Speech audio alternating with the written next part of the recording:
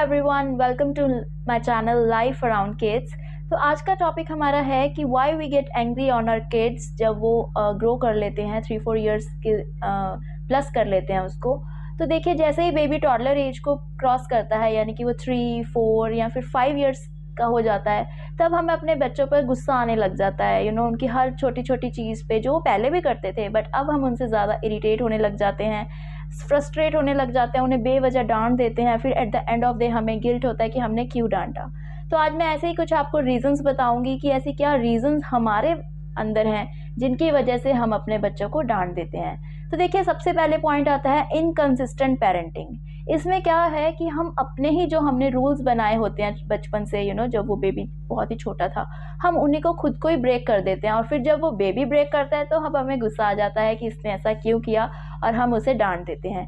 देखिए, इसके कुछ एग्जांपल्स ऐसे हैं कि सपोज आपका बेबी, आपने ही उसको हैबिट डाली है कि आप screen time, you are allowed to watch 1 hour screen time. But कभी कभी आपका खुद को अंदर से फ्रस्ट्रेशन है, या कुछ गुस्सा वगैरह आया हुआ है, या आपने कुछ अपना देखना है, तो आप बोलते हो कि बस 10 मिनट में टीवी बंद हो जाना चाहिए। अगर वो बच्चा, अब उसको हैबिट है 1 आवर देखने की, तो वो 10 मिनट में कैसे बंद कर देगा? वो 10 मिनट में नहीं करेगा, आपको उस पर इरिटेशन होगी, फ्रस्ट्रेशन आएगा, उस पर गुस्सा आएगा, और फिर वही आपका एंग्री होके या गुस्से के वर्ड थ्रू आपका निकल जाएगा उस बच्चे पर। तो इसी तरह से सिमिलरली, सपोज आपने उसको हैबिट डाली हुई है कि हम रोज़ शाम को 5 to 6 हमने स्टडी करना है, बट किसी दिन आपको कुछ अपना पर्सनल काम आ गया है, या आप कुछ कर रहे हो, आप उसको नहीं पढ़ा पा रहे हो, और फिर आप उसको बोल रहे हो कि अब हम रात को पढ़ेंगे जब वो उसका सोने का टाइम है। ऑफ कोर्स वो बच्चा उसको अलाउ नहीं करेगा, उसको नींद आ रही होगी, तब आपको इरिटेशन होगी कि ये मेरी बात क्यों नहीं सुन रहा है, ये लेज़ी क्यों हो रहा है, ये स्लीपी क्यों फील कर रहा है। फिर आप उसको डांट दोगे।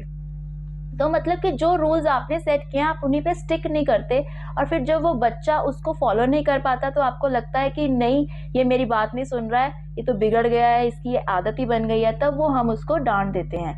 इसी जो है वो चेंज हो रही हैं, उसका स्ट्रिक्ट पैटर्न नहीं है। तो इसीलिए बच्चा आपकी बात माने, इसलिए आप एक कंसिस्टेंट पैटर्न बनाइए उसके लिए, तभी वो आपकी बात फॉलो करेगा, और तभी उसको फॉलो करेगा वो भी, तभी आपको उस पर गुस्सा नहीं आएगा और आप बेवजह उस पर गुस्सा नहीं करेंगे।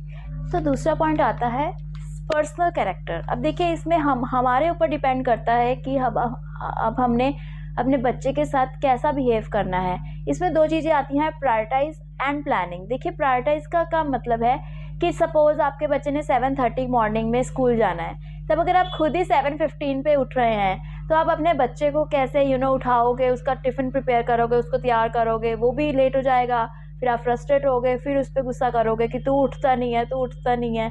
तो बेसिकली आपको प्रायोरिटाइज अपना टाइम खुद से करना पड़ेगा कि अगर आप यही हाफ एन आवर या 1 आवर पहले उठ के उसका लंच वगैरह प्रिपेयर कर दो, उसको टाइम से उठा दो, उसका बैग प्रिपेयर कर दो, उसके बाद वो भी आराम से रेडी हो जाएगा, आप भी उसको स्कूल छोड़ के एकदम सेटिस्फाइड हो गए, और फिर बेसिकली वो आप भी गुस्सा नहीं करोगे और आपका बेबी भी हैप्पी रहेगा। Second thing is planning. अब जैसे कि जिस दिन सपोज बेबी को छुट्टी है, तो उस दिन आपको भी ऐसा लगेगा कि हाँ, आज इसको स्कूल नहीं भेजना, आज तो छुट्टी है, आज मैं भी अपने घर का सारे काम ले लेती हूँ।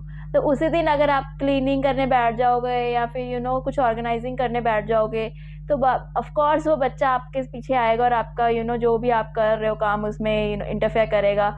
फिर से आपको इरिटेशन होगी, और फिर आपको उस पर गुस्सा आ जाएगा।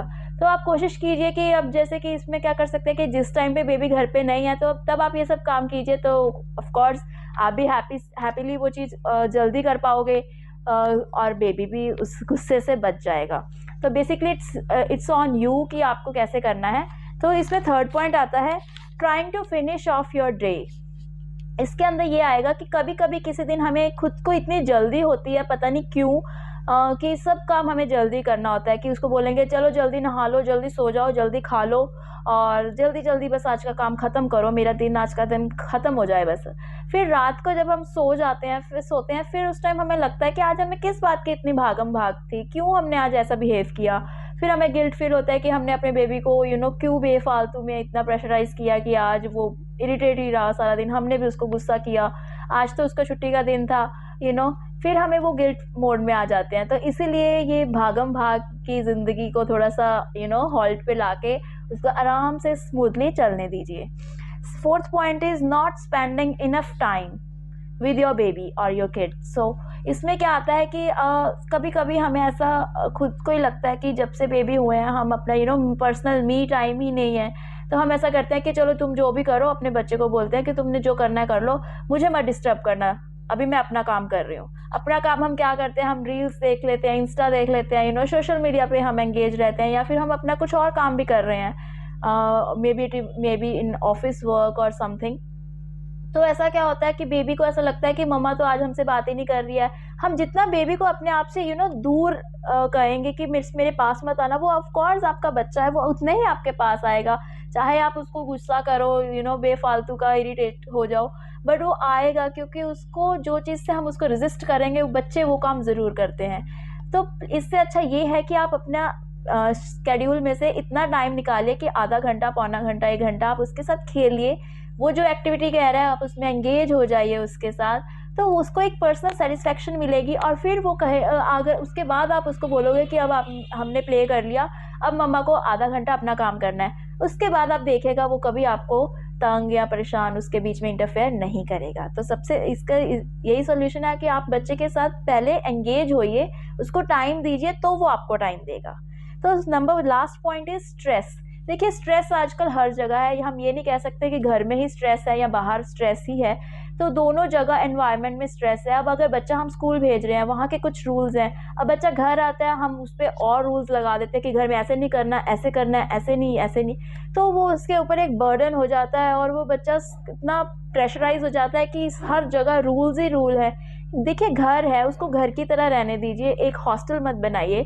थोड़ी सी मस्ती, थोड़ा सा उसका नॉटीनेस बच्चे का एज पेरेंट हमें लेना ही पड़ेगा, तभी उसका जो चाइल्डहुड है वो मेमोरेबल बनेगा।